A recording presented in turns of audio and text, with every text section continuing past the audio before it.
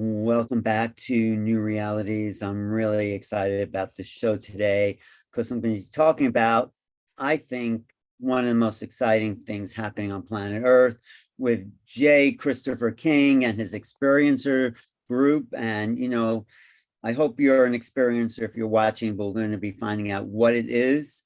I mean, anomalous experiences. And how did you start this group, Jay? I mean, and talk about the group a little bit because I wanted people to know there's places they can go if they've had something happen to them that they can't go anywhere and talk about that. So tell me. Sure. Well, first, I mean, it's just a real pleasure to be here with you, Alan. I really enjoyed meeting you the other day. We met each other a little while back, and we've hung out a few times now. And it's a real pleasure to be on your show. And you're The sitting in the experience. place, Ashar, so you're sitting in the place, all my favorite guests have sat, all those people, all those. So I love that. It's wonderful. It's an honor to be here. And hello, everybody out there in the New Realities audience. It's great to be here.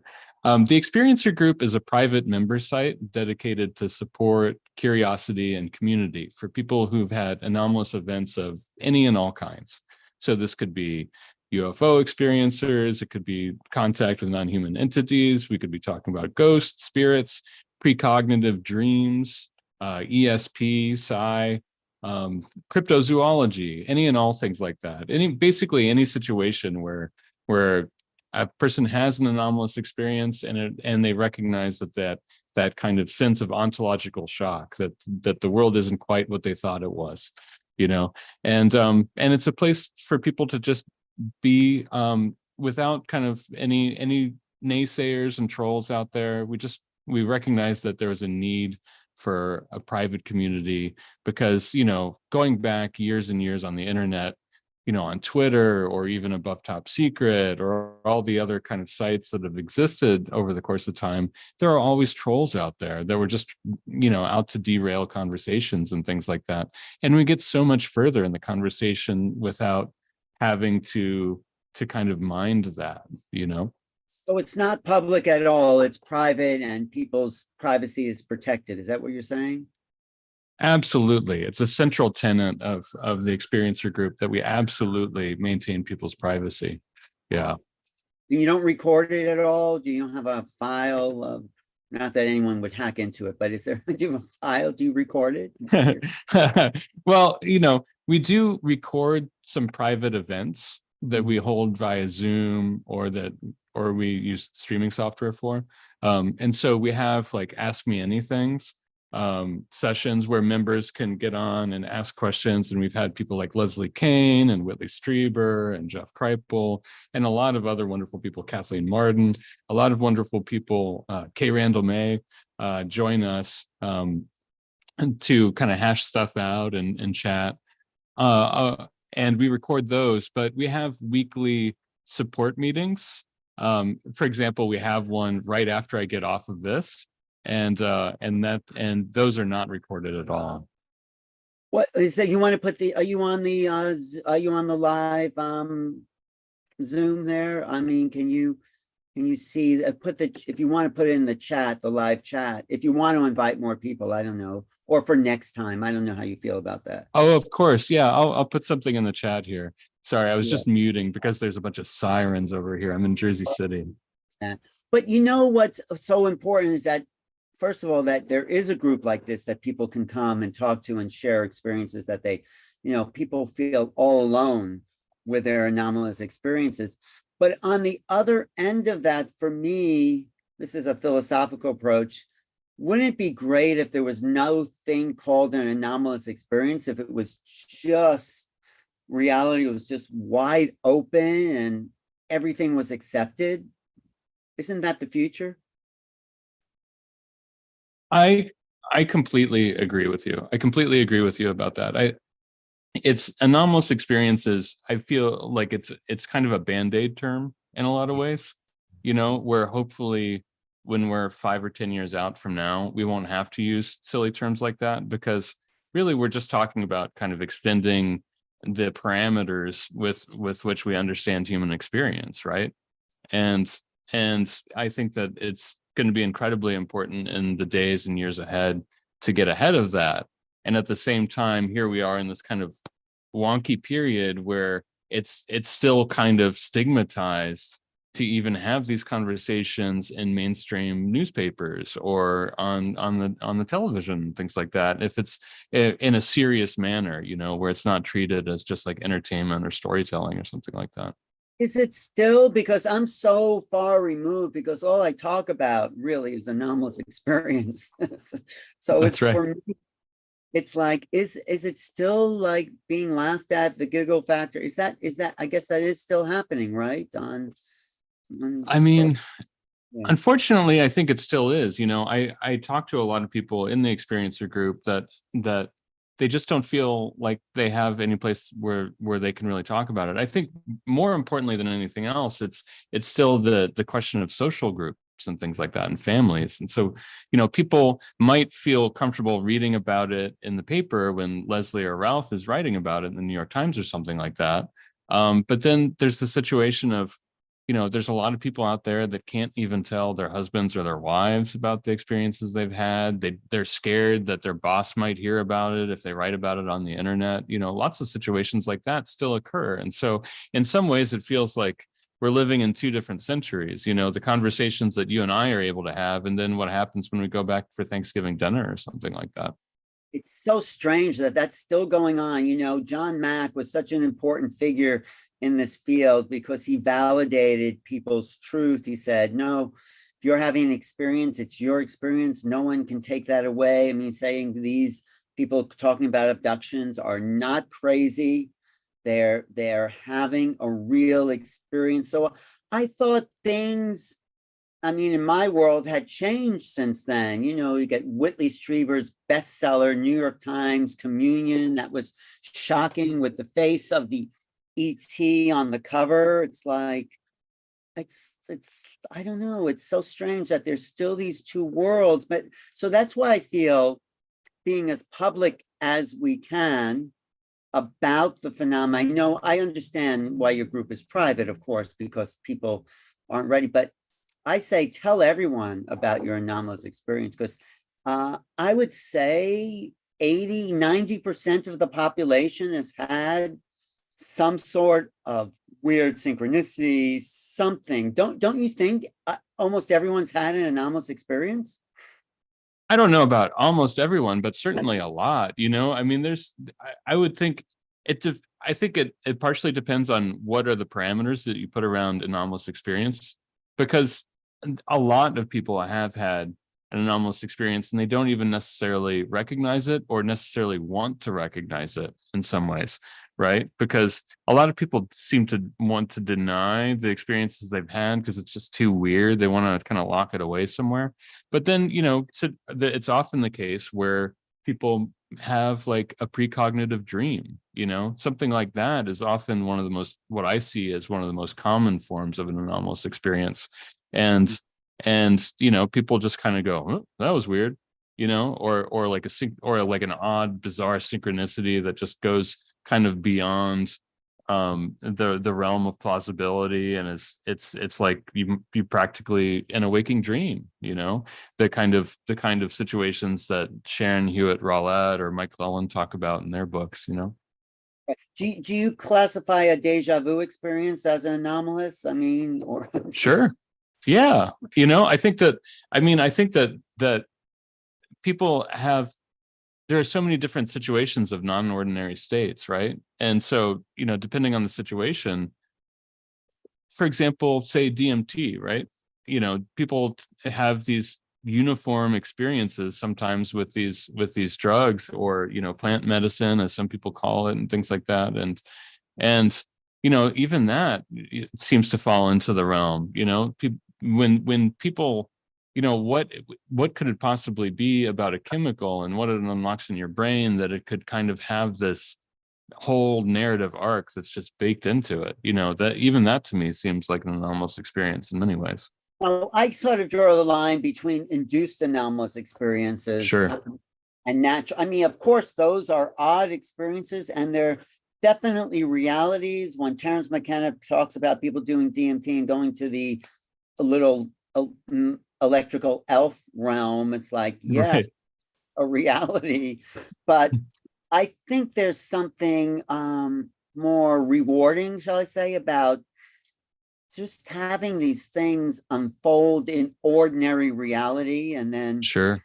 something shifts. But I mean, I'm fascinated by what are these edges of reality that are unacceptable to the gatekeepers. There are like these cultural gatekeepers that basically attack John Mack, and that's sort of the same people that Timothy Leary came up against when he was talking about LSD at Harvard. It's interesting, it was Harvard again, and not that to go back to these mind-altering substances, but Timothy Leary said the reason LSD is illegal is not because it's harmful, but because it makes you think differently about reality than it's normally accepted. But I think if we incorporate all these anomalous experiences you're talking about, reality will be different.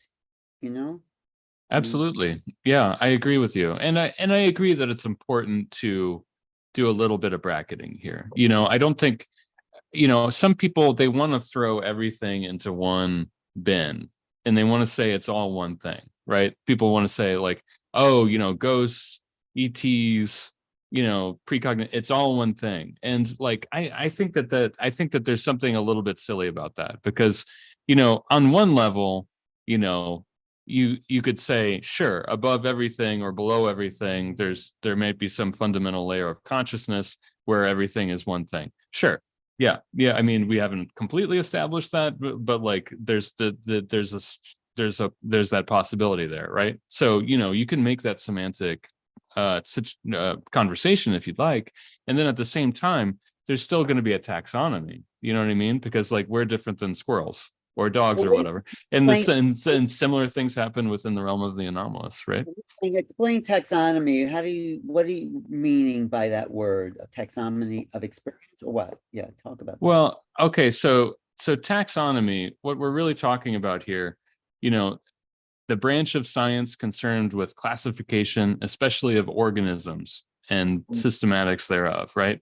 And so, when we're talking about different, when we're organizing, say, sometimes it could be like hierarchical classifications, groups and types. So, when people talk about like the grays, right? We're talking about taxonomy. We're trying to identify like a certain group of beings or organisms, right? Or even it could be even discarnate entities. There's a guy named Sean Asbjorn Hargens who we both saw speak. Yes. Yeah, last month. And he does a lot of work. He's a really brilliant academic, and he teaches out in California. And he actually has a brand new doctoral program with a focus in anomalous studies, which is incredible. And one of his real specialties is in taxonomy. And so he's written quite a bit of work trying to just look at the history of anomalous experiences and also the lore that pervades through, say, like mythology and things like that. Anytime that we're talking about other types of beings, even in story form. And so he kind of practices casting a very wide net for the purposes of looking at like, who are these guys and who are those ladies over here and things like this. Does that make sense? Yeah. Mixed with taxonomy also be a classification of events, levels of events that, within like the abduction experience where you see lights and then you see, you meet like the CE 1, 2, and 3. That's a sort of taxonomy in a way, right? I mean, Sure. Yeah. I mean, that could very well be the case. Taxonomy is kind of a wide term, and it's even used in business circumstances sometimes and things like that. So yeah, any of these kinds of classification systems, they can sometimes they go overboard, right? But in my experience and from what I see within looking at the literature in all these related fields and things like this, what we don't have is enough taxonomy of looking at what are similarities, what are differences, and what are distinct situations seemingly from each other, because then we can start really making progress in a lot of ways. Well, actually, I'm writing about that in my next book. That's why I wanted to get a clarification. The first person to really do this was J. Allen Hynek, where he classified anomalous experience in terms of high strangeness. He's the one that coined that term, high strangeness, when he was looking at phenomena that didn't fit in, that were more than he had. What did he have? He had these two different, he had the close encounters and he had the probability factors. Do you know about Hmm. that? All in his first book. And then he said Hmm. this really doesn't fit in is the high strangeness stuff. And that's where he pursued, his understanding. Yeah, And and I love the high strangeness. I love the high strangeness cases, and I love exploring that idea in general. And say the work of John Keel and people like that that also really kind of go full force into the high strangeness aspect of so many cases is really, really I love being on that edge within this field. it's an edge, but it's also human. I mean, I write about sort of Hmm. that in the book where it's like, let's fully develop our humanness so we incorporate these experiences into our everyday life. I mean, this is what John Mack tried to do in Passport to the Cosmos, where he was saying this is a part of the indigenous mindset. I mean, what do you think of about that book and those that kind of Oh, understanding? I absolutely love the book. I'm glad you brought that up. I think Passport to the Cosmos is still ahead of its time and is really one of the kind of, to me, it really should be looked at as one of the pillars within the field in terms of like the literature, because it was so forward thinking. It was so forward thinking. I guess it was written about 18 years ago. I think it was published in 2004, and right before he passed, and it was incredible. You know what I mean? And like and what when he went into some of those indigenous cases, I thought it was fantastic. And it also reminds me of the work of RD6 Killer Clark, who has done an amazing job of documenting. She's retired now, but she did an amazing job, cataloging so many cases of Native Americans and people throughout Mexico and Central America, and even South America, looking at their anomalous experiences and the kind of beings and folks that they encountered. And, that kind of work is fascinating, and we need more of it because, there's this misunderstanding, I think, within the community. People often say, like, especially skeptics will say, like, well, why does this stuff only happen in the United States and the UK or something like that? And it's just a language barrier. The only thing that's standing in the way, I feel like, is the language barrier. And because these experiences happen everywhere, don't you think? Absolutely. It happens more because people are more open to it in South America and Latin America. They're more in touch with the indigenous traditions. I mean, when I was in Australia, the Aboriginal people that I stayed with and lived with and became, it happens to them all the time because they're aware of those other levels of reality. There's a book called Voices of the First Day. Have you ever read it by Robert No. Wall? Uh-uh. That's the history of Aboriginal spirituality, and they would have these spirit beings that are present with them as part of their everyday world. So there's, in a way, John Mack makes that point. These indigenous traditions are much more advanced than the people in our Western culture think, yeah, we have it all together. We have this technology, but the technology they had, and what I talk about in my remote viewing, is the application of consciousness. Consciousness is the ultimate technology. Don't you think? Did I lose you? Oh, absolutely. And I mean, especially in terms of like looking at our cognitive interface, right? Like how we encounter the world and what we're able to manifest through our consciousness, right?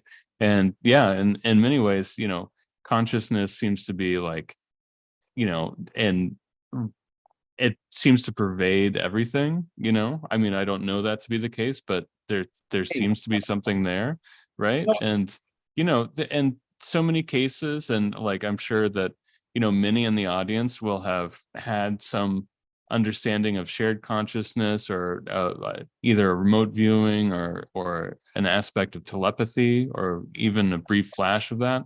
And Or even here's another, thing that people don't classify often as an anomalous experience is, when the feeling of knowing that somebody's looking at you, right?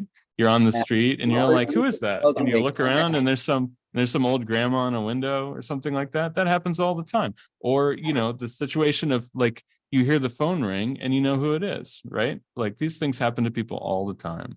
Rupert Sheldrake, of course, wrote that about that, the sensation of someone staring at the back of your head. And, or even if you could be on one side of the street, you see a friend on the other side and you say, hey, that person alone will turn around because the energy is directed towards them.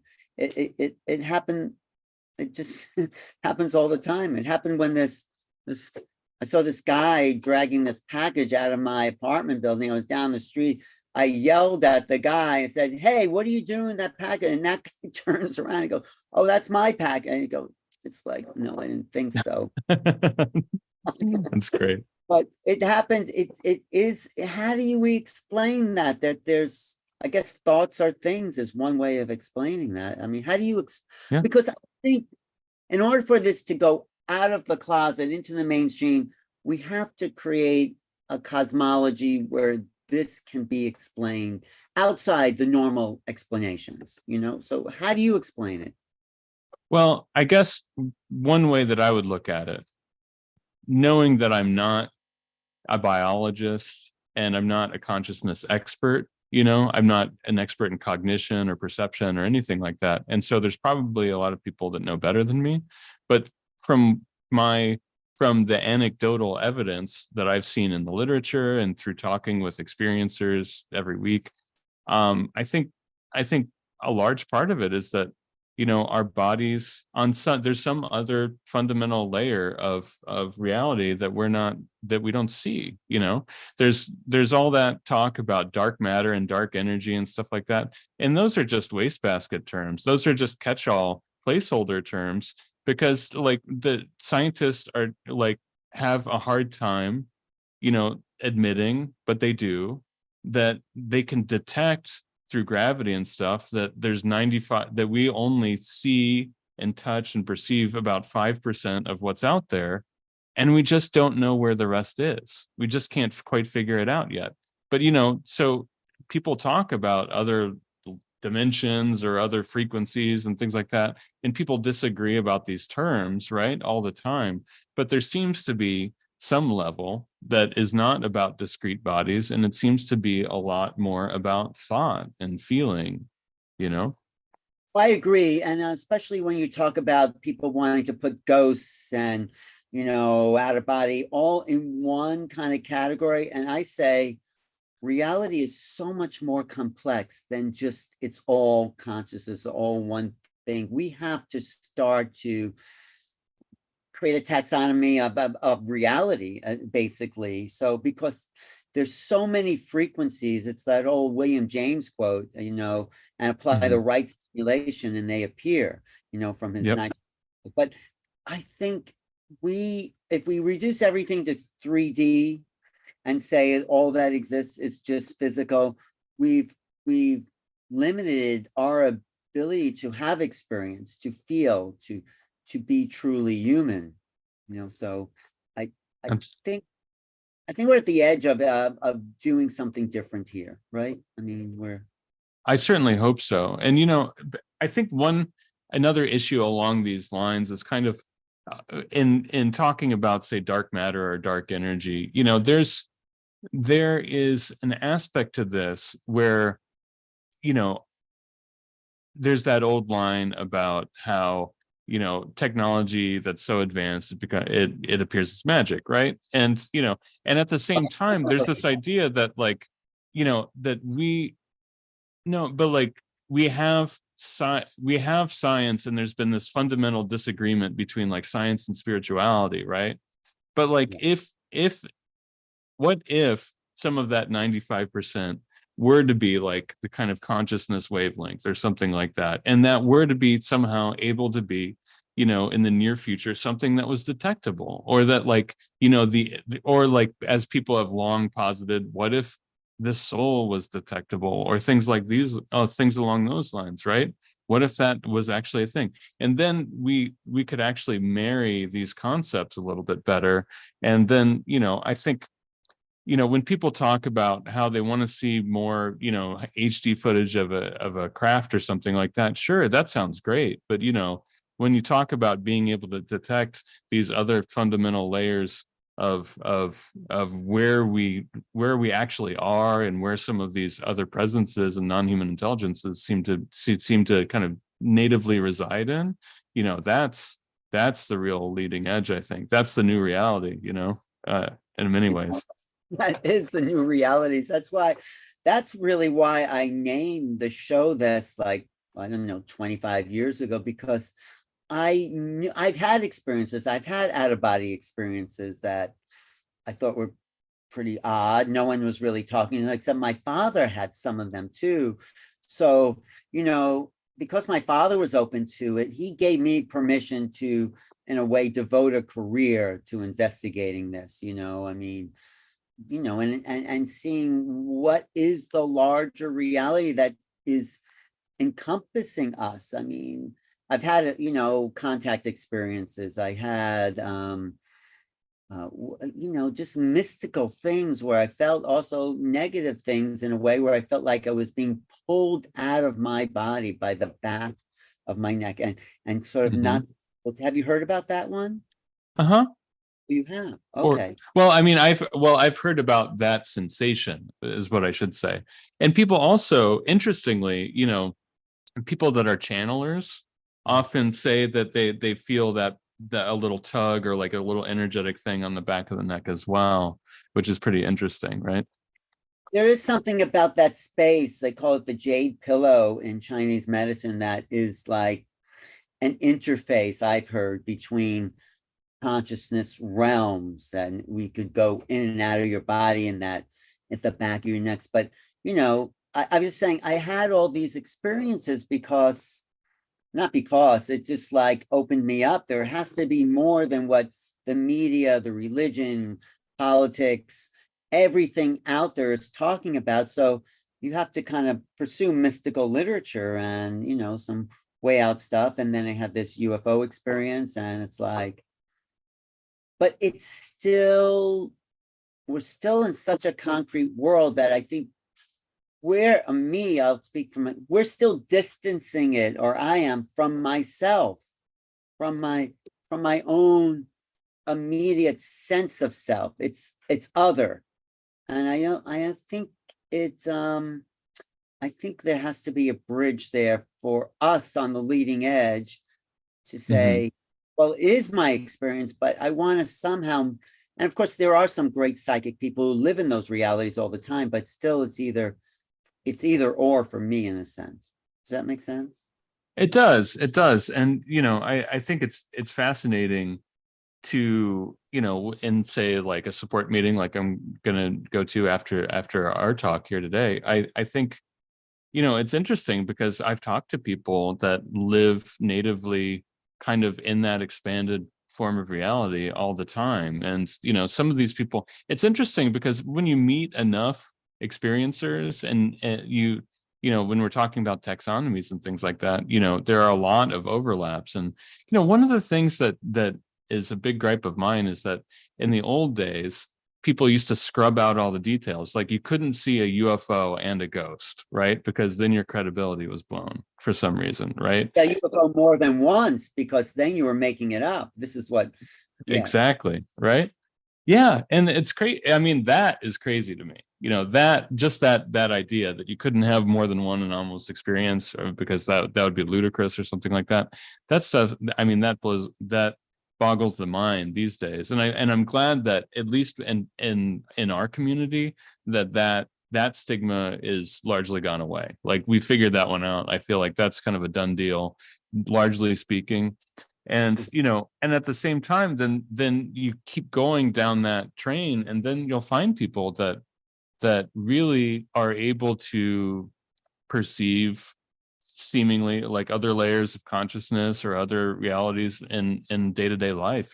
I mean, like so, and some of the people that I know that can do this are incredibly high functioning people that have had very, very important jobs at like, you know, you know, that make products that every single, you know, person uses, you know, things like this. And they can't, and they don't feel like they can talk about it most of the time, even though they want to. And it's like what they live, what they breathe, what they drink every day, you know?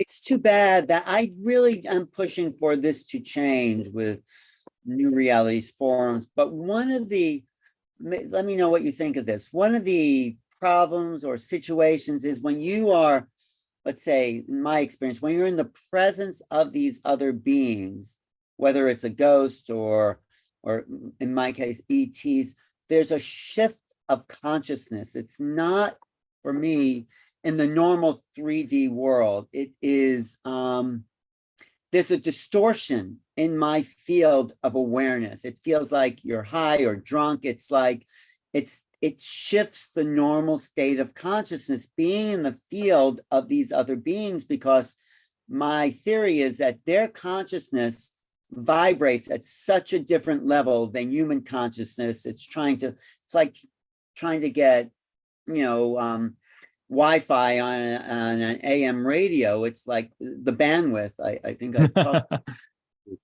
We have the capacity for the bandwidth. It just hasn't been exercised. So when we're in the field of these other beings or even these anomalous experiences, we're not lucid enough to be aware of the integration, because it's like we're in an ordinary reality and suddenly we're not in ordinary reality. So my theory that I also talk about in this book and my next book is that we have to practice lucid awareness. We have to do dream time. We have to go into our dream states and be aware that we're dreaming. We have that capacity. And if we can do that, we'll realize that the dream world, these altered states, are all aspects of consciousness, because consciousness is the medium in which we perceive. It's a medium. It's like water for a fish. It's like that. So yeah, I agree with you. There's no such thing as dark matter, dark energy. Those are total fudge factors in trying to label something we don't understand. If we could reorientate ourselves to the idea that maybe consciousness is a thing or a substance or a medium or a vehicle, then we can start to redesign our understanding of the world.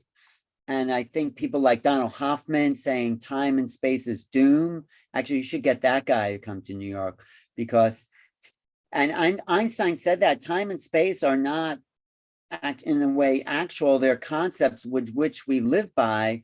But if we understand that we fabricate time and space, then I think we'll understand more of who we are and what possibly these things we're calling anomalous are. Does that I make agree sense? with you. Absolutely. It makes perfect sense. And I'm glad you brought up Don Hoffman. You know, he wrote this, I'm sure that you've talked about it a bunch, but you know, this great book that he wrote, The Case Against Reality, is absolutely fantastic. I think, you know, anybody with an interest in just, you know, the world that we live in, and how could you not, should really check out that book. You know, it's on Audible and things like that. You can listen to it. And unlike a lot of kind of quasi-scientific, you know, writing, because he is, you know, he is an academic. It it's not as dense as you might think it is, but it's really brilliant work. And he's done a lot of good talks too. Yeah, but you're right. It would be fun to have him come to New York, right? Because the case against reality is all about what anomalous experience is. It's like there is no ordinary reality. That's why I love reading the books of Carlos Castaneda. Have you read those books where he talks? Yeah, those were a separate reality. That was actually one of the first kind of tripped out travelogue kind of books that really kind of hooked me into that realm of literature. I read that. I got a separate reality at a used bookstore near the University of Minnesota when I was about 16 years old, I think. and it was just this old dog-eared copy, and I it's actually like I can see it from right here. It's still it's a treasured, it's a treasured tome because of like what it did for me in terms of like shifting my thinking back as a impressionable teenager. No, that I was just thinking about that book today or yesterday about how I was reading that book at the time I did this ecstasy experience. And in that book, Castanet talks all about seeing. And when I was on this thing, I got what seeing was. I was with this woman. I said, I can see how your mother treated you. It's like my third eye popped open, and I got the seeing ability to recognize the field. So it's all this mystical literature, I think, should be required reading for people. Oh, absolutely. Yeah, I completely agree with you. I think there's so much that would be helpful in terms of that. There's also it reminds me of a lot of people talk about Eric Davis, the Eric Davis that's kind of famous and infamous within ufology, but then there's also the other Eric Davis with a K, who writes for MIT Press, and he wrote this wonderful book called High Weirdness, and the subtitle is Drugs, Esoterica, and Visionary Experience in the 70s. And he goes into, he talks a lot about Terence McKenna and other key figures in the 70s, and really, and Carlos Castaneda comes up a bit and things like that, and I think that whole realm of the literature really needs to be explored more, because it's not only like what were those people experiencing back in those days and what inspired them. Philip K. Dick also comes up a lot in there, talking about Valis and his mystical experiences, and how, because when you talk about somebody like Philip K. Dick, somebody could have those kinds of trippy experiences, those mystical experiences, and then look how much of the popular culture has been kind of formed within popular movies and things like this, and our conceptions of so much about sci-fi was driven by that guy, right? In terms of so many movies and so many kind of like future dystopias and things like that, right? And it shifts, and that affects like these cornerstones of like what we think reality is, right? Absolutely. Blade Runner, it's like hugely popular, and came out of the mind of Philip K. Dick, and Minority Report, and there was another Absolutely. movie. But just to get back to what you said, I don't totally recommend psychedelics, because I think Sure. I mean, if people want to do it, that's great, and I've done some of that, but I think we're at a different vibration as on the Earth plane. That's my feeling. So we're vibrating at a place where we're accessing other realities easier than we could have in the 50s, 60s. And there's something different. And, just the whole topic of UFOs, ETs are out there so much more. And I just think we have the engines and the capacity to shift our reality. And I think even Castaneda realized that after he took enough peyote. One said to him, it wasn't about the peyote, it was about you getting out of your idea of what reality was. And I talk a lot about shifting the assemblage point, which is a whole other topic. Do you know about that? No, lay it on me. That's in the later Castaneda books, where I think it's The Eagle's Gift and Fire from Within, where Don Juan says to Castaneda, there's a point on your auric field that's usually behind your shoulder where reality comes to you through your auric field. It's like how you cognize reality is through your assemblage point. And when that assemblage point moves, reality shifts, reality changes. And so actually, Brian Scott talks about this on his podcast a little bit, but I think I understand the way that maybe Brian doesn't, because when you do a mind-altering substance, your assemblage point totally shifts and your reality totally shifts, but you can will yourself to shift reality. Like in dream states, your assemblage point is always moving, and then it becomes fixated in the morning back where it was. The idea is like to will your assemblage point to move, because if you don't will it to move, it starts to crack your auric field by doing the same patterns all the time, and the same thoughts. It's like starts to wear down on your field. So it's a whole other thing, but Castaneda says you have to recapitulate those key moments in your life so they don't become patterns ingrained in your conscious and subconscious mind. It's sort of what Joe Dispenza's doing, breaking the habit of being yourself. And when you do that, you can will yourself to shift your assemblage point and assemble realities that you intend to assemble. So it's a whole other way of cognizing reality that I haven't heard anyone else really talk about like Castaneda does in those books. So that's fascinating. I'll definitely check that out. I mean, I think that there's a lot to the concept of, you know, deep meditation. I myself, I meditate. I have a daily meditation practice. And, you know, if depending on how people want to think about this stuff, I'm sure your audience is very comfortable with the term, but, you know, when other people, you know, just deep contemplation or deep thought, you know, and being able to use creative visualization within meditation and deep thought is such a critically important device, right? And so what I like and what is maybe most pertinent to Carlos Castaneda, given that the more controversial aspects of his case, is that regardless of whether the creative visualization of that spot and shifting the assemblage point is literally true, or whether it becomes true through the manifestation of deep meditation and contemplation, you know, the effects could be very similar, right?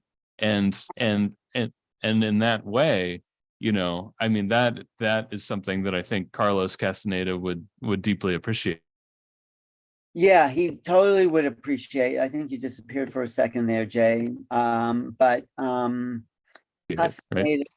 Castaneda was, I mean, what was I thinking about? So Castaneda says this assemblage point shifts when you start to become familiar with levels of consciousness, and then you can will yourself to outrageous aspects of the assemblage point where your body can disappear. You know, you can go, what he says, to the next attention. And people do this, the rainbow body. This is something I've been studying, the ascension sciences, how would build a rainbow body, or the Taoist masters would create a double etheric body that would become so real they could shift their consciousness into this immortal body.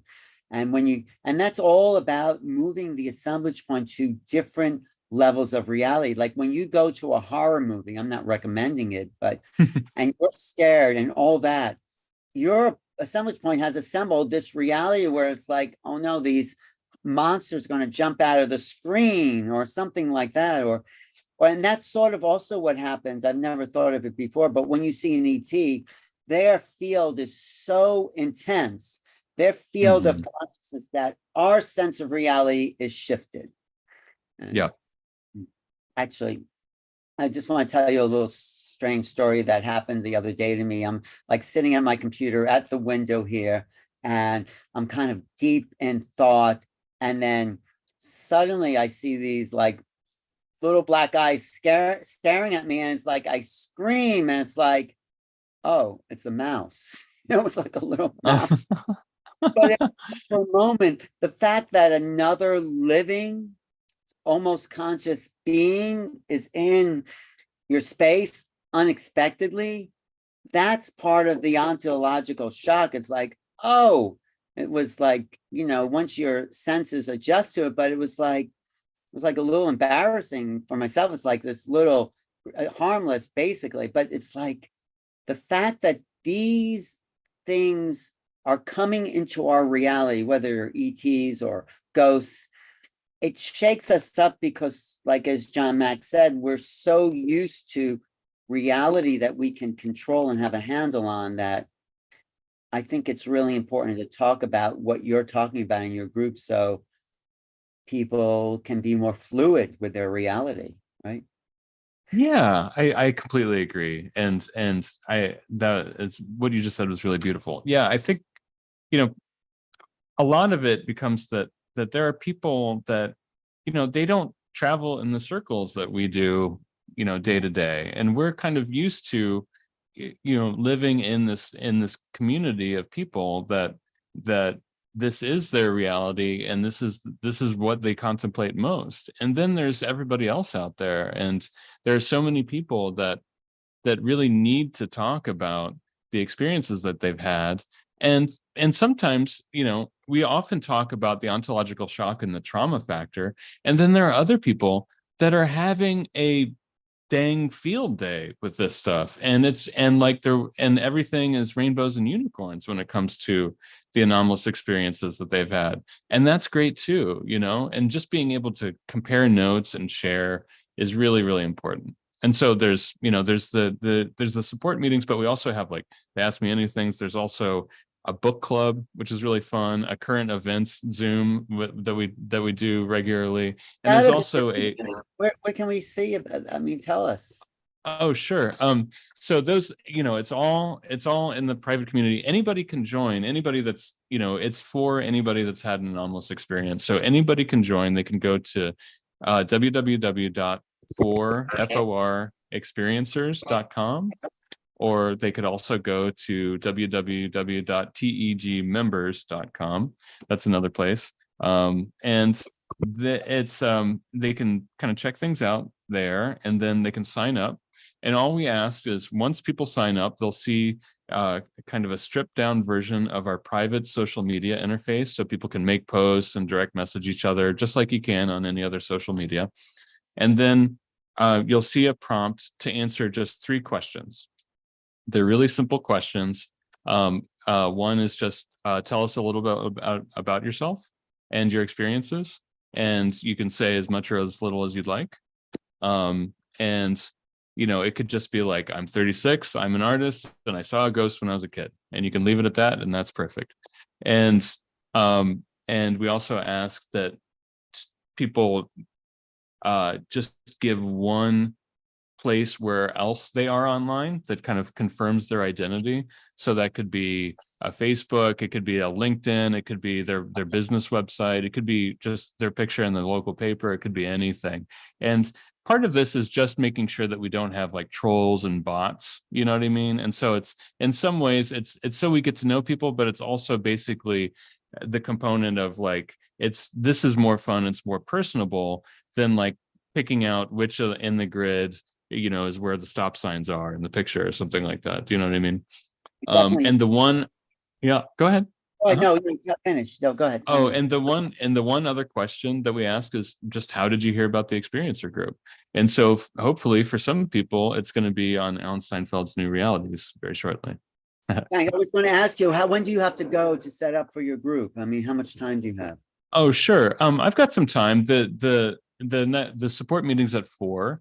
And like, if I've got 10 minutes before that, I'm fine. So we can go for a little bit. Okay, if you'd because like. I wanted to just mention, I don't think I've really told this ghost story once, but I was traveling in Tennessee, and there was a friend who had a little cabin in the woods, and she said to me, I think someone else was with me. She said, well, it's haunted. You don't really want to sleep there. I said, no, I'm tired. I want to sleep there. But in the night, there was definitely a lot of movement and noises. And somewhere in a dream state, I don't know if you've ever heard this before, I picked up this being and threw it out of the house, and I could sleep better the rest of the night. I don't know how I did that. I don't remember, but it was in this kind of dream state that I just got rid of this being from this house. And I don't know how I did that, but it was strange. Have you heard about that before? Something like that? I've heard about situations like that. Do you think that this was really a dream, or do you think that this was like happening in like the astral or etheric realm or something? Happening in the astral. No, it was definitely not a dream, because it was, dreams are really misunderstood because a lot of ETs come into our dream state. So they're alternate consciousnesses, but no, it wasn't a dream.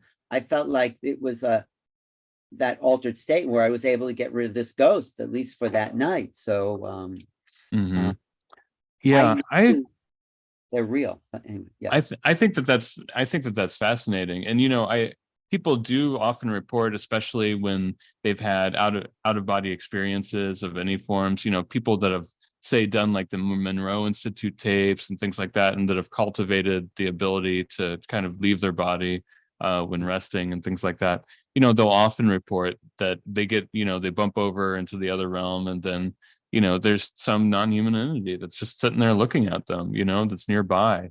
And that it creeps people out, right? I mean, it's one of the most common complaints about the Monroe Institute tapes is that people go do out-of-body experiences, and then they're like, oh my gosh, it's like we're in a giant aquarium that we can't even see, you know what I mean? And there's stuff everywhere.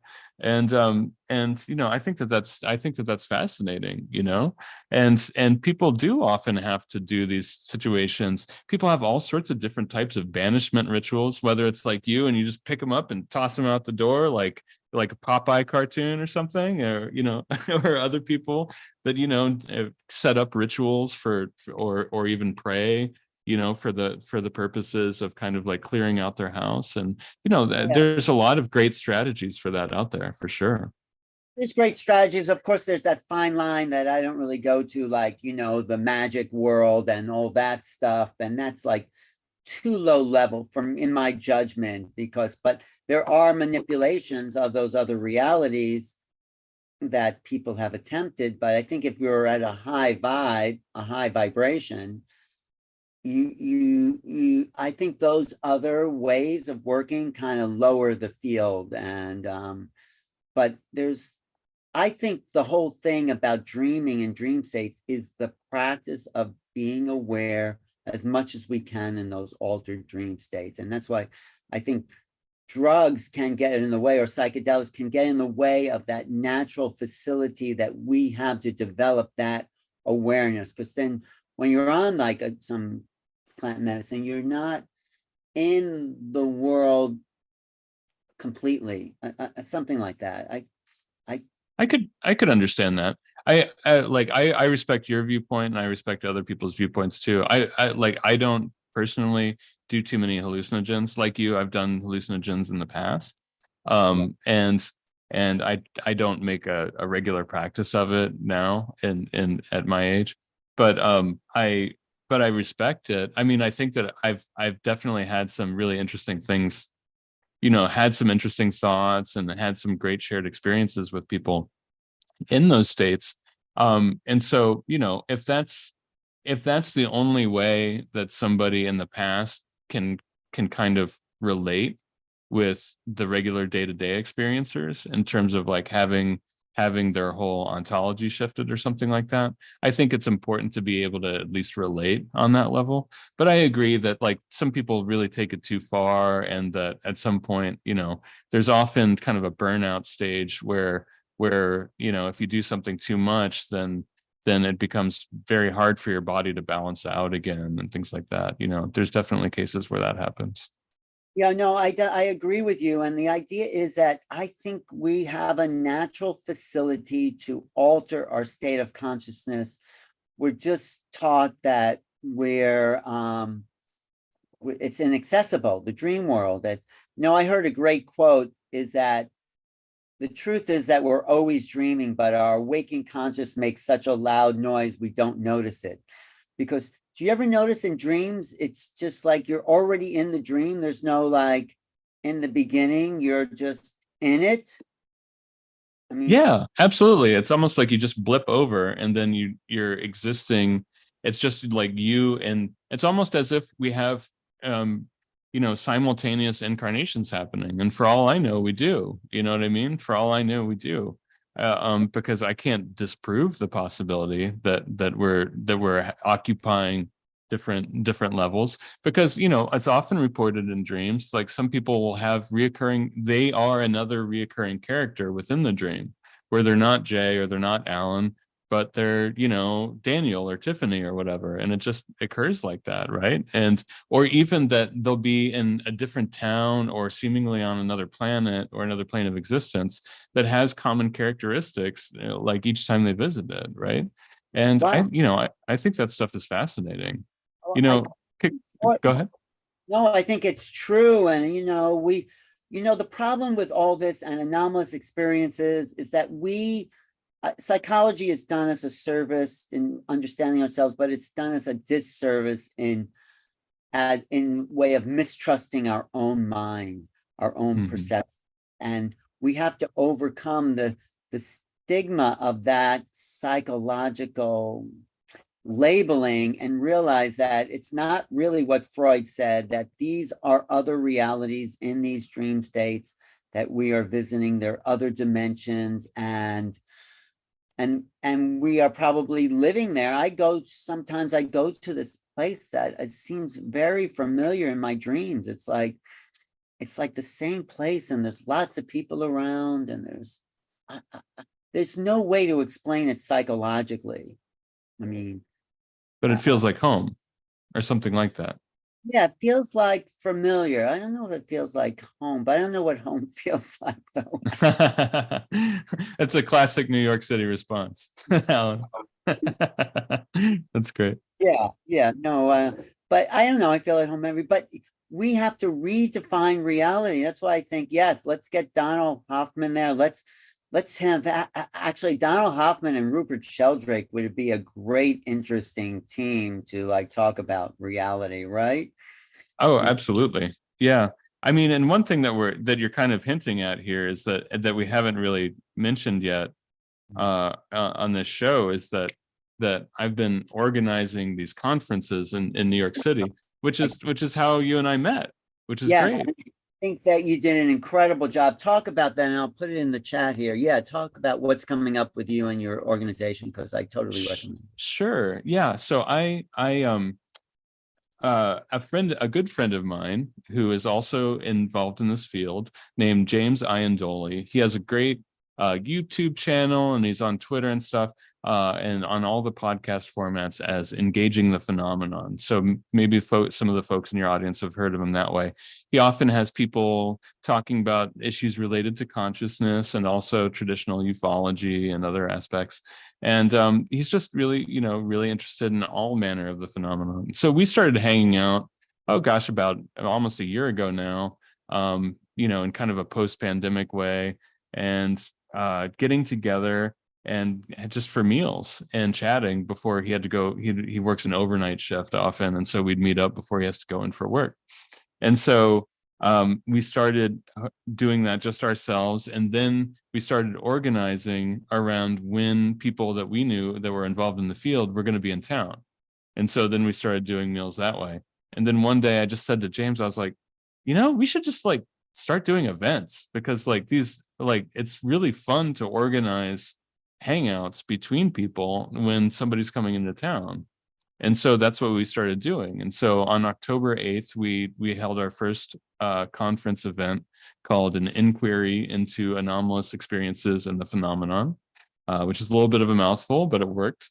And it was great. We rented a small theater in Manhattan. And so about 140 people were able to join us live. And then hundreds more people were able to join us on the conference live stream online through Zoom webinars. And we had Dr. Gary Nolan join us, which is amazing. And we had the occult and paranormal writer and editor Mitch Horowitz join us as well, which is fantastic. And Sean Esbjorn Hargens, who we mentioned earlier with regard to taxonomy and academics. And we also had Tim Grieve Carlson, Dr. Tim Grieve Carlson, who recently, who has a book that's going to be coming out very soon. And he was kind of a star student of Jeff Kripal's down at the gym at the Gnosticism, Esotericism, and Mysticism program down at Rice University. And we had one other guy named Darren Exo-Academian. He goes by the Exo-Academian and the Point of Convergence podcast. And it was actually his first public talk. And so we just had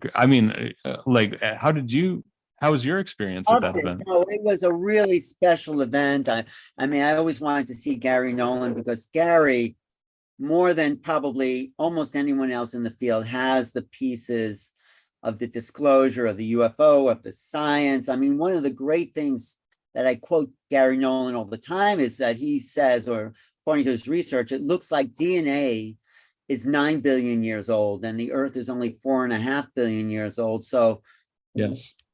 DNA, actual functional molecule floating around the cosmos. I mean, he kind of implies that it's like maybe life is everywhere. And of course, we believe it is, but just the way you did it, and the talks, it was, and the coziness of the audience, I totally recommend it. Even if it's sold out, but if you there'll be more. But how do people find that on Zoom, or on the stream? Oh, sure. I'll put a link in the comments for this video. And again, the next conference is happening on December 3rd. The in-person is sold out for right now, though if you go to the site, you can join a wait list if you'd like. And people can get the live stream conference tickets. They're only $30. It's a 7-hour event. And this next one, we've got Christopher Mellon joining us. We've got Leslie Kean and Ralph Blumenthal, the famous New York Times writers, among other things. They're both also very decorated authors.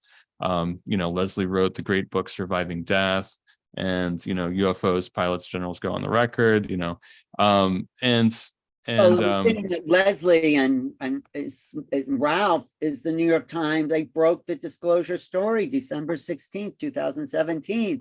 That's right.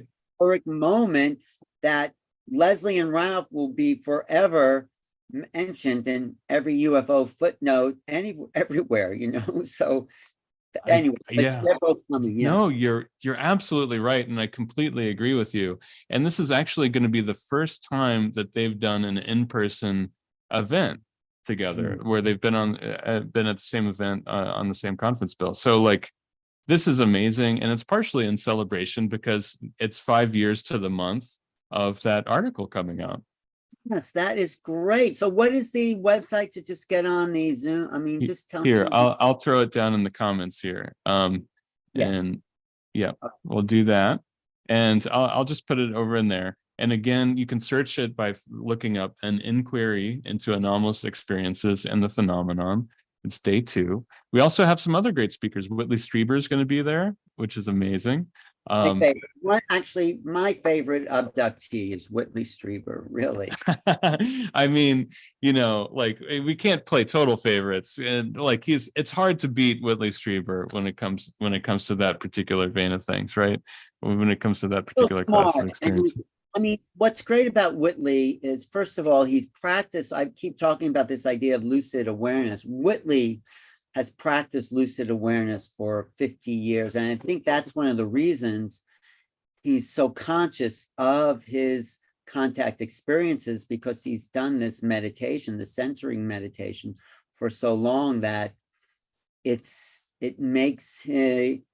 just aware of all these levels of contact that he's had, and makes him a very important writer in the field.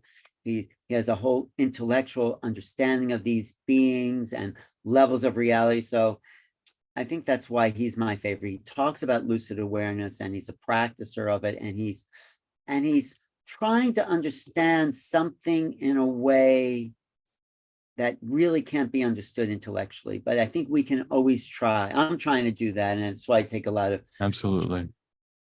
It's like, we can figure this stuff out, but it's like John Mack says, and I quote John Mack all the time, we need other ways of knowing. It goes beyond subject and object, science and consciousness. It's time and space. It's what's that title by Donald Hoffman? Reality. What is it? Case Against Reality? Yeah, it's a case against reality, basically. Absolutely. And it's going to be great. It's going to be great to have Whitley and Ralph talking there. Ralph is a good chunk of Ralph's talk is going to be about him talking about John Mack. He wrote the great book, The Believer, last year, which is a biography of John Mack. And so he's going to be going into that a little bit.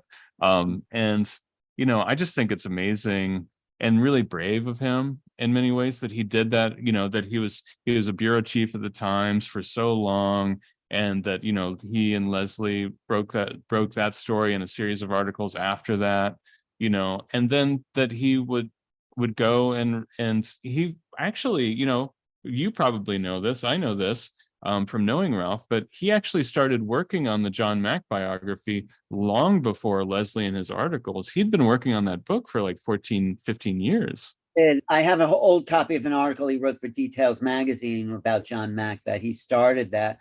I mean, I like Ralph, and I thought the book was important, but I had a little problem with the book, is my critique. I recommend it, but I just thought there was some stuff that wasn't necessary. I think I told that to you about his John Mack's personal life, that kind of got in the way of understanding who he was as a kind of intellectual thinker. Not got in the way, but I don't know. I would have approached it differently, but I like Ralph. He's a great guy. I recommend hearing him. And of course, he holds a big, do you know what I'm saying about the book, The Believer, a little bit? I could understand that. You know, I think though, often when people read biographies, they're looking for some inroads into, you know, what were the intimate details of this person's life. And sometimes that can seem a little salacious to people. And at the same time, you know, I think that it is kind of fascinating to see, you know, the kinds of, you know, when you're talking about psychedelics and whether people should pursue that or not, it is interesting and enlightening to hear the ways that John Mack was like looking for a high almost in a different way, in terms of like how he interacted with people and like how he was in relationships and things like that. And like, I think that there's something to that in terms of like, you know, looking at the framing. I think Ralph did a good job of being like, well, why would he write about, you know, Lawrence of Arabia, or why would he do this or that, you know? And I think that he did a good job stumbling into an area that you know, he made a good case, I think, for why he would write about certain people the way that he did. Well, you know what I think my problem, it's like I knew John Mack. We went out to dinner. I hung out with him. So the picture that's painted is not the person I necessarily knew. So that's like, you know, if someone wrote a biography of your good friend and they didn't really know your good friend, but it's still an excellent book. And I think it's an important book. I'm not really criticizing him, just saying, oh, sure. the person I knew, I mean, I didn't know John that well, but I knew him well enough. He knew me, you know. I have a great picture of me standing with Bud and John when they're Bud Hopkins and John. And it's like, oh, that's great. That's so wonderful. I'll send it to you. Well, it's still back of me, but it's like there they are in discussion. I just like, I want a picture with both of them together.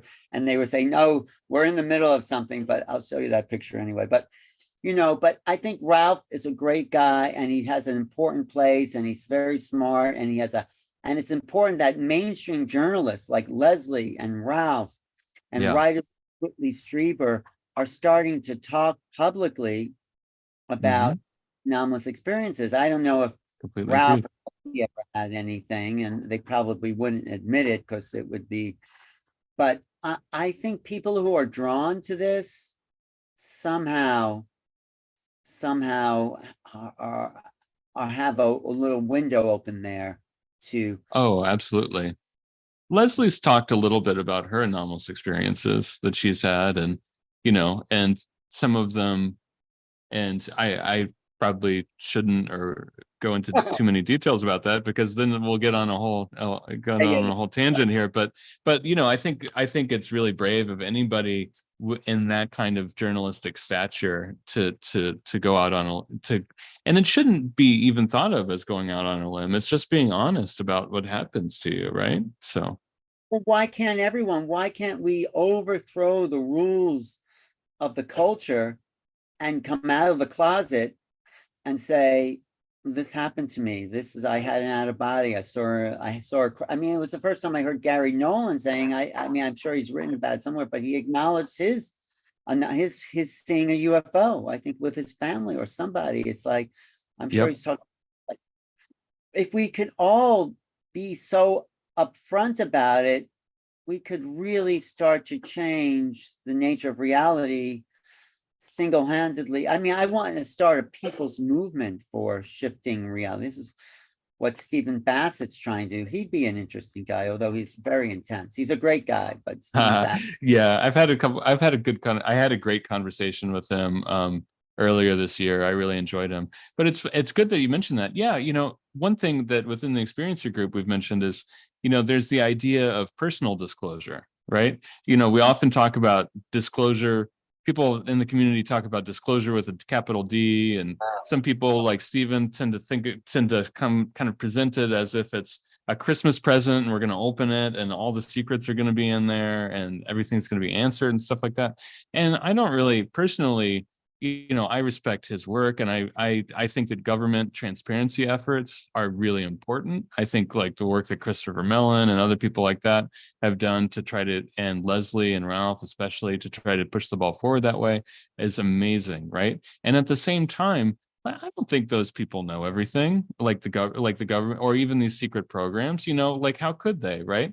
And Mellon said that at the conference I was at. He said, "You guys in the audience know more than the government." But personal disclosure, I think that's a really interesting point. Because even though I have this book and I wrote about my UFO experiences, it's like I'm thinking back, did that really happen?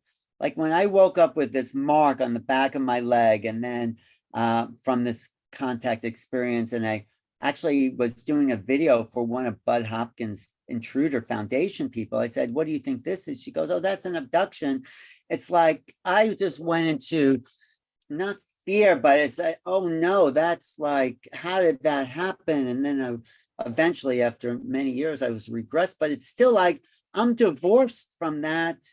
I'm saying, did that really happen? I'm obsessed with the subject. I want to know everything about it, but and then when I was regression in my experience doesn't happen as like, oh yeah, I remembered what happened yesterday.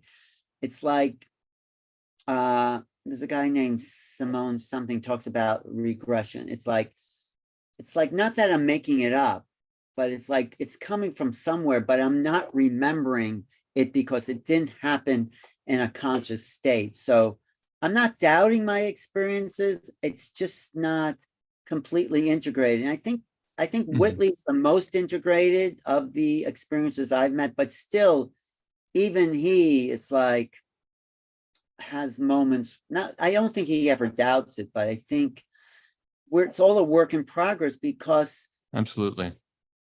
And it's like the official reality is not okay for this to happen. Yeah, I agree with you. And I think that that's just a function of being honest, really, because the way that people, tend to categorize things or try to process them and integrate them into their lives, it often goes through shifts, and people sometimes, it's often said in this culture, within this community, that, oh, they erased my memories or something like that. But I think our brains ourselves are very powerful, and that there may be an evolutionary imperative to forgetting our own experiences sometimes, right? I mean, there are a lot of people that have had traumatic experiences in their childhood that have a very patchy memory of their childhood. So there definitely seems to be something to that. And so the process of, there's a lot of situations where people like Whitley and all experiencers out there may have challenges in terms of integrating and really putting the pieces together, because, we don't have a full picture to begin with. And for a map of everything, like we're not handed a map of all of these realms and all of these entities. And then we don't even completely know ourselves, right? Right. You see, that's the biggest obstacle to actual disclosure, because these beings, and this is just my theory, I haven't heard many people talk about, they're not of this world. They're in this world, but they're not of this world. So when you're interfacing, and it's probably true for even pilots, there's some people talk about the Oz effect, where there's these, because when we're interfacing with these beings, it's in another level of reality. That's just my feeling. Maybe there's people who are really conscious, and you said those unicorns and rainbow people. that are really, but I'm sort of like J. Allen Hynek. I'm not discounting those experiences, but they don't seem real to me. They seem more, and I don't mean to judge like that whole realm that's making contact with the star beings, and I'm sure they are, but there's something more that's happening than making contact. There's some other level of consciousness. I think that we're not trained in. I think, yes, plant medicine is a training ground for some of that, but if we had like mystery schools that trained us in altered states, Absolutely. it's a lot Yeah. more. Yeah. And I know a few people that participate in mystery schools that exist, out here on the East Coast and certainly out west, and in other parts of the world. And I think that there's a lot to that. I think that there's it's really important to find your tribe, right? And it's one of the most important things that we can do. I mean, and a lot of people, it can take a long time to find their tribe or find the people that really work for them. I'm 43, and I feel like it's only within the last couple of years that I was really able to find a community, and it was partially through just like co-creating a community. It was partially through manifesting things through that I was really able to meet wonderful people like you and James and other folks like that. It's interesting. I'd love to integrate your community into kind of like the next generation before your community, because those people are saying we're all that next generation that kind of like looking into this. And then of course there's people like Adam Apollo, who I think is really great. Do you know Adam Apollo's work? Did you freeze, Jay? I don't know much about Adam. I've heard the name. Did I pause? He's brilliant. He's very amazing. And yeah, maybe I don't know, I'll get you on it if you feel like being on a panel sometime. Or Sure. Cameron's work, right? Grant Cameron? Oh, of course. Yeah. I followed Great. his work for quite a while. Yeah. I mean, his latest book is really out there about abductees flying UFOs. Did you see that? Right. Yeah, I saw that. I mean, that's a really controversial aspect, right? And at the same time, there are a lot of people that have described kind of like cognitive tests that these other beings have done. And so like, people will say like, no, I flew it. And, there is the aspect where it's like, well, if it was that advanced, how could you tell whether it's a flight simulator or not?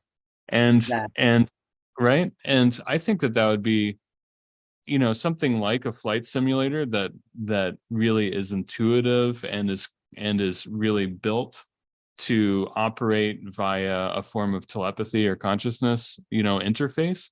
I mean, that seems like a really apt way to do a cognitive test on somebody if they were. I'm also not saying that it's impossible that they did fly something. Like, I don't know that to be the case or not. You know what I mean? If I'm not there, then I can't say one way or the other. It was a little beyond my threshold, I would say. Right. Yeah. I get you. Like Grant, I respect him, and but I don't know where to put that. I mean, because I've never had that experience, and I mean, I tend to be a little conservative in what I choose to believe. Like, you can get into all those fantastic Mars jumping stories that I it's like I have a hard time with those as well. I try to go on a case by case basis, and then I also, and there's also the aspect of I try to keep a very open mind, and at the same time, like my grandpa always said, you just don't want it so far open that your brain falls out, right? That's important. I've heard that expression a lot, but I've never seen that actually happen. So I don't. You're right. I don't because I think an open mind is great, and the mind's not in the brain anyway. So, but that's another story. But yeah, you're right. And you're right. I think just keeping an open mind about all these things is one of the most important things you can do, because if you don't, then you're missing information. Prior generations with these topics, I think the biggest mistake ever has been editing out the weirder details because people thought they were too weird for other people to hear, right? Well, I do have my limits though too. Like when Mm-hmm. I am good friends with Richard Dolan, I think you know him too, and he talked about the Mm-hmm. secret space program. I said, Richard, and this was on a seminar thing. We're on like a UFO cruise. I said, please tell me what you know about the secret, because I'm not convinced that's a reality. So Mm-hmm. as far as I was concerned, he wasn't able to convince me in the reality that there's a breakaway civilization, and maybe there is, but I didn't hear it.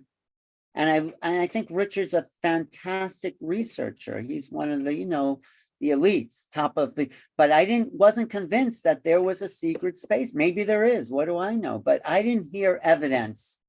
So Mm-hmm. that's my I personal belief. mean, personally, I think that there's definitely been confidential space operations, you Yeah. know what I mean? Surveillance and things like that. And there's probably even been confidential space missions that were just maybe too risky to tell the public about or something like that, right?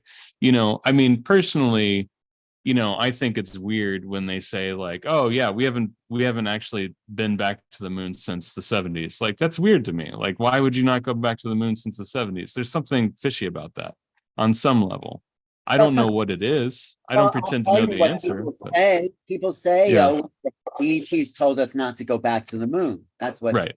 Yeah, we, but why haven't we? It's real. I mean, our technology, what they were flying those spaceships were, our cell phones can do more than what they were flying those ships with at the time. absolutely. And as a people, not us, not you and me, not peaceful, loving Alan Steinfeld and J. Christopher King, but the bigger countries and the bigger like global superpowers, they have like a tendency to be really interested in like land grabbing, right? and Yeah. and especially when it comes to something that's of strategic importance, like that's why Hawaii happened for the United States, or Alaska, you know what I mean? And so it seems very strange to me that they're just like, oh yeah, the thing that's could be the launch pad into deep space, yeah, we're gonna hang back from that for 50 years, no big deal, right?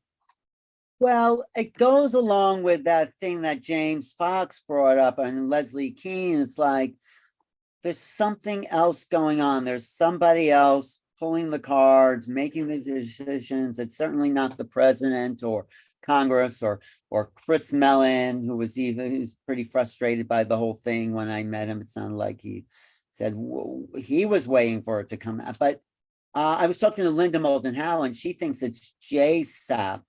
What does that stand for? That organization that kind of behind Mm-hmm. the scenes, but I don't know. I Yeah, don't know. It's pulling the yeah. string. Yeah. Go ahead. Yeah, I'm curious myself. And so, that's, it's a super long-winded way of saying, I think that there has been secret space operations for sure. And I think that there are a lot of secrets about space, Yeah. but when people talk about like a jump room, like I don't know if I buy that. You know what I mean? Like things like that aspect of the secret space program stuff, or like people that we probably shouldn't name that it used to have shows on I don't certain want to name channels and things like. anybody. Yeah, yeah, Just yeah, yeah. but But but yeah, I I don't agree even with you. know if there really was other. I mean, maybe there was, but I mean, would someone see like like when you see those rockets take off from Cape Kennedy? It's like, I mean, how would I mean, maybe they were taking like the Serpo. Have you looked at the Serpo where there were Americans taken off planet and brought to Zeta Yeah. Reticuli? Yeah, I I don't think know. it's a fun story, but I don't know if it's true or not. I tend to doubt it. There's something that reads a little bit um it makes too much sense. It makes too much sense in a really simple kind of way. Um Mhm. where they just went off to this planet and it was kind of like a desert and it was kind of boring, and Yeah. and like it both was creative and not creative enough. And at the same time, most of the situations that we find ourselves in that are real, the actual experiences that people have, there's always a completely bizarre element to it, that high strangeness that you were talking about earlier. And something about Project Serpo doesn't sit well with me, because there's not something that's super weird about it. They just go to some other planet that looks like Tatooine from Star Wars or something like that, and then they come back. I am with you on that one. I'm with you that Serpo. I don't quite go along with the Serpo stuff. There's my friend JJ Hurtak knew this woman from South Africa, though, who went to what was her name? Elizabeth Clark. Do you know about her story? The name's familiar, but I don't know that I know it. Went to Proxima Centauri, where she had a Okay. child alien. It's like, I totally respect JJ and his, but I don't know. Is that, I mean, she seemed to be totally, I never met her, but is that possible? Could people go? I mean, I totally am, I'm totally up for abductions, and I know they exist, and some people doubt that. So it's like, where's our level of Right. Our threshold? So we will pick up this conversation, because I enjoy just throwing out these ideas to you. Oh my gosh, me too. This has been an absolute pleasure, Alan. There's and we're just opening the door. There's a lot more to discuss here. So yeah, absolutely. Maybe I don't think I'd come today to your experiences group, but I'd love to come at some point. Oh, I'd love to have you. Absolutely. It'd be a pleasure. Yeah. How long do they go for, your groups? The support sessions run for about 2 hours typically, and people can leave early if they want, or they can join a little late if they want. We understand that with people's schedules these days, that it can be hard to block out that amount of time. Maybe I'll jump in for a little bit later in a couple of, I don't know, is that okay? Or do you want to qualify? Sure. Yeah. No, of course. Yeah, you can come anytime you want. I'll send you a link. Yeah. Okay. It'd be great. It's every Friday?